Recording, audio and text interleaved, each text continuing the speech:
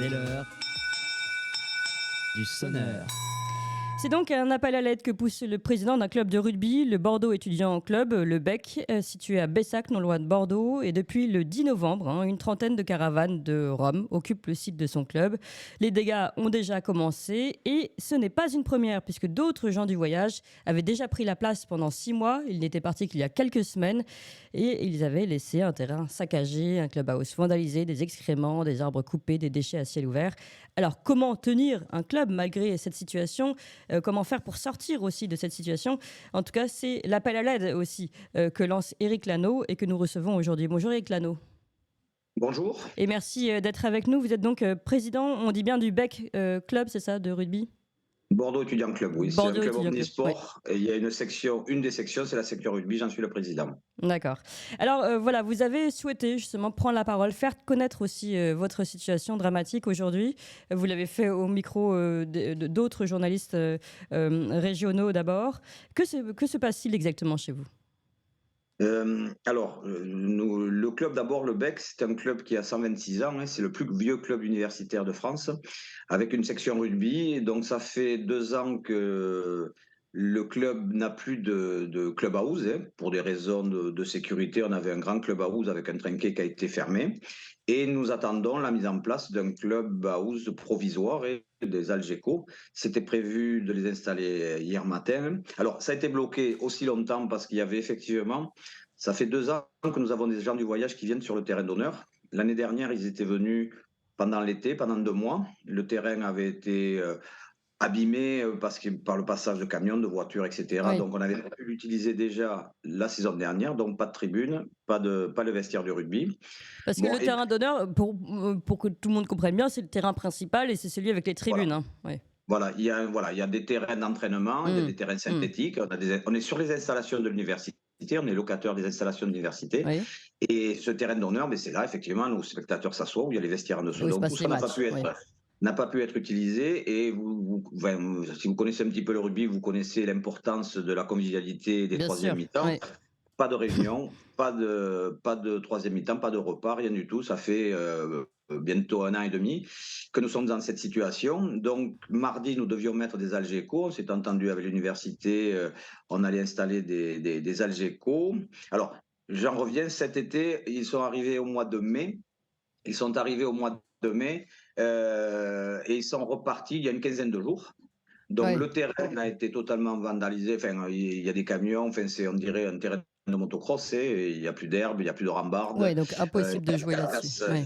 Carcasse de voiture, carcasse de machine à laver. Alors, on a des images. Alors, attendez, pendant que vous parlez, on va faire défiler des images aussi que vous nous avez envoyées pour que tout le monde comprenne bien ici en direct sur notre chaîne.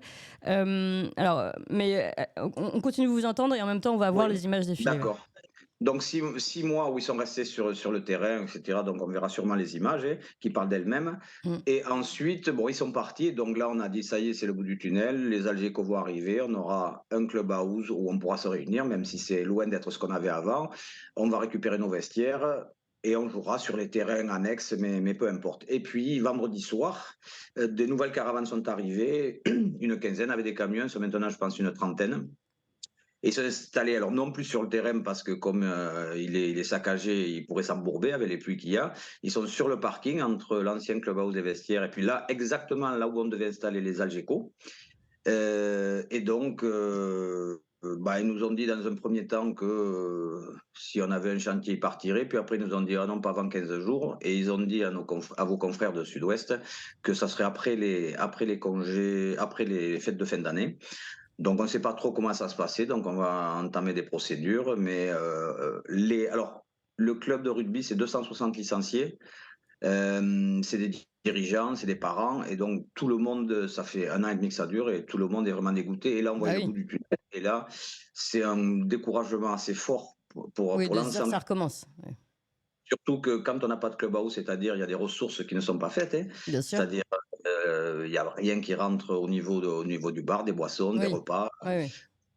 Voilà, dans la difficulté que nous avons. Et puis, en termes de sécurité aussi, les joueurs, les jeunes joueurs, 13-14 ans qui vont prendre le tram, eh ben, c'était le passage où ils allaient chercher le tram. Et le vendredi soir, quand il commence à faire nuit, ben là, il y a des caravanes, il y a des chiens qui empêchent tout le monde de passer. Il y a des fils électriques avec des dominos qui sont proches de flaques d'eau. Il y a, voilà, donc c'est des conditions très dégradées. Oui, oui, c'est le moins qu'on puisse dire, mais il y a quand même un truc que je comprends pas là dans ce que vous dites. Et puis même en préparant cette émission, juste avant là, on en parlait, puis les deux autres personnes qui sont avec moi à côté de moi ici me disaient que ils connaissent exactement la même situation dans leur terrain, dans leur club de rugby. Ça veut dire qu'en fait, vous n'êtes même pas un cas isolé, exceptionnel en France. Apparemment, c'est quand même une situation très classique. Moi, ce que je ne comprends pas, c'est comment c'est possible. En fait, ils sont illégalement sur votre terrain. Comment c'est possible de ne pas pouvoir les expulser du terrain dès le début? Alors, la première des choses, comme je vous disais, on est sur les installations de l'université, donc le propriétaire, c'est l'université, donc on voit avec eux, et on s'entend bien, on fonctionne bien avec eux, et ils sont aussi victimes que nous Bah oui. de la présence des gens du voyage. Alors après, ce que je dis souvent, c'est que moi, je suis un modeste président de section de rugby. Je pense que le problème des gens du voyage, c'est pas moi qui vais le résoudre. C'est vrai pour les terrains de sport, c'est vrai pour les parkings de grande surface, c'est vrai pour un certain nombre de choses. Il y a un sujet, je pense que c'est un sujet politique. Moi, je ne fais que constater la gêne que j'ai dans la gestion On a bien compris. En gros, vous ne voulez vous fâcher avec personne, vous ne voulez pas accuser qui que ce soit, ni l'université de Bordeaux, ni les gens du voyage qui viennent s'installer. Mais bon, en attendant, vous avez des Tout à droits fait. malgré tout. Vous avez des droits puisque c'est votre terrain. Donc, c'est ça, je ne comprends pas comment on ne peut pas faire valoir ses propres droits. Enfin, je veux dire, vous Bah, l'avez bien dit. Vous avez bien dit que finalement, du coup, enfin, vous avez des licenciés, donc des gens, des adhérents ouais, qui payent ouais, pour ne pas tout à pouvoir fait. assister à des matchs, qui payent pour ne pas pouvoir être dans des conditions optimales, c'est le moins qu'on puisse dire. On est là dans un euphémisme, évidemment. Et puis, vous avez la moitié des recettes, en général, c'est à peu près ça, tout ce qui est clubhouse, etc., qui ne rentre pas. Enfin, vous êtes complètement, vous avez des manques à gagner très importants, plus les réparations. Vous avez des dommages ici, vous disiez. Racontez-nous un petit peu pour les dommages. Alors, bon, là, c'est les installations, je répète, c'est à l'université. Donc, le terrain de rugby, il est à refaire entièrement, hein, puisqu'il y a des arrosages qui sont. Donc, c'est à refaire.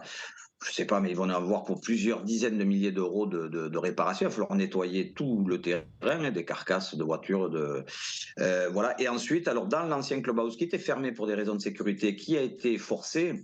Alors nous avions tout notre matériel que nous allions transporter, les trophées. Alors le Bec a une histoire, et il y a eu des champions olympiques, et il y Mhm. a eu voilà, des personnes célèbres à l'époque. Voilà, on voulait récupérer tout ça, et ça a été vandalisé. Les gens sont rentrés, ils ont tout cassé, les vitrines, les trophées sont par terre. On peut les voir sur les photos, ils sont cassés, les vitrines à trophées, je ne sais pour quelle raison, mais en tout cas, ont été cassées. Tout est par terre, et les installations, que ça soit, il y a sur 3 étages, il y a des moquettes, il y a des salles de réunion qui étaient certes fermées, mais qui ont servi de latrine pendant 6 mois. Donc, quand j'ai vu la porte ouverte, que je me suis approché, j'ai vu le chantier. Voilà. Donc, alors, ce que nous allons faire symboliquement, la section rugby avec l'université, c'est de porter plainte contre X, sachant qu'il est difficile de prouver, sachant qu'on n'en attend absolument rien, parce qu'il n'y aura pas d'enquête massive pour savoir qui a fait ça.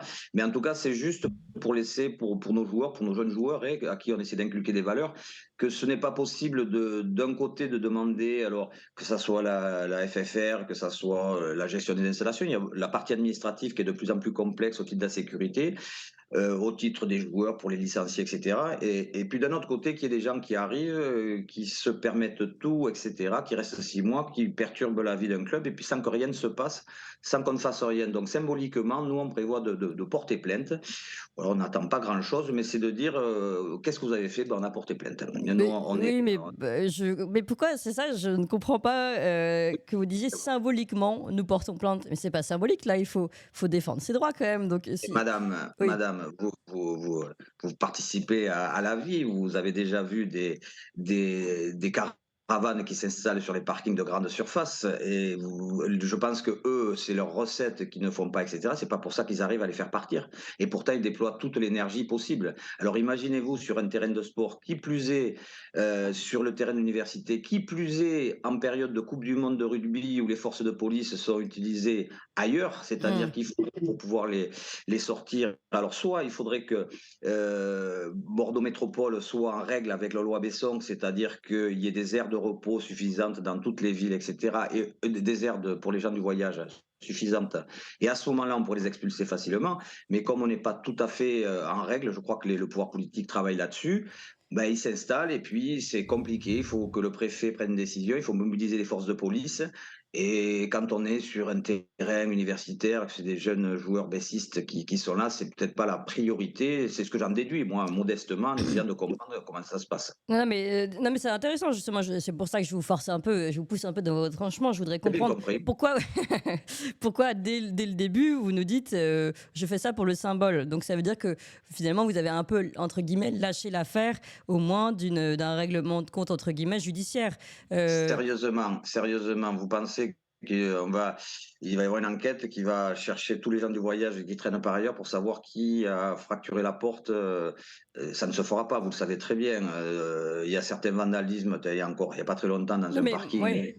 Voilà. Mais non, mais Mais sans parler du dédommagement, déjà une expulsion des personnes qui sont sur place et qui ah, squattent entre guillemets illégalement le terrain. expulsion, je crois, j'en suis sûr, c'est qu'on ne peut pas les expulser comme ça. Et d'ailleurs, ils le savent très bien parce qu'ils sont absolument très décontractés, ils ne sont pas du tout agressifs, ils sont sûrs de leurs faits, Oui, ils s'installent, voilà. Après, qu'est-ce que vous voulez? Moi, je ne peux que constater, si on oui, ne bien les sûr. sort pas, Non, mais si vous je n'avez trouve pas la loi ça avec vous, c'est une je question à trouve poser. Ouais. ça anormal et je vais vous dire une chose. Oui. Je vais vous dire une chose.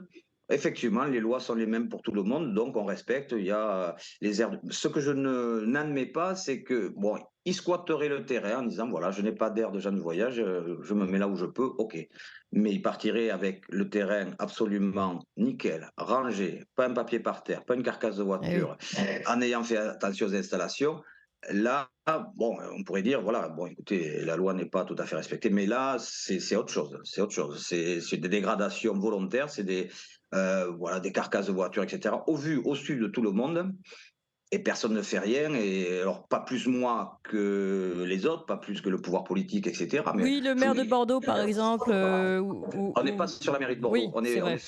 sur Pessac. On est Oui, sur Pessac sur des installations. C'est pour ça que c'est un peu compliqué sur les installations appartenant à universitaire. l'université. Oui. Donc, vous voyez, le jeu, il y a Bordeaux Métropole, il y a beaucoup de monde et tout le monde. C'est pour ça que je C'est très suis politique aussi, un on peu comprend. impuissant. Hein. Oui.